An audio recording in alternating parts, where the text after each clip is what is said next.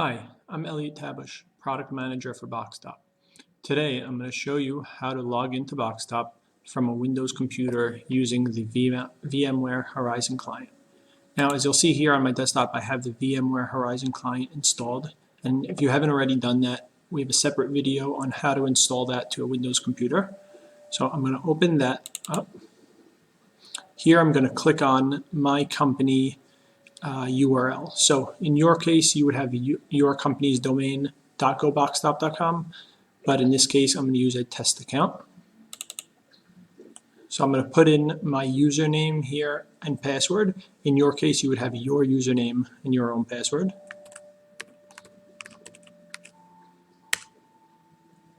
And now I have the option for two-factor authentication, in which case I'm going to click 1 on the keyboard and hit enter. And now you'll see on my cell phone, I got a pop-up. So I'm going to click on that and I'm going to hit approve. All right, and then you see it takes me to the next step. And then from here, I can either double click Boxtop and log in, or if you right click it, you have a few settings. You could choose your display settings, if you want it on all your monitors or not. And then I'm going to go ahead and log in by double clicking Boxtop.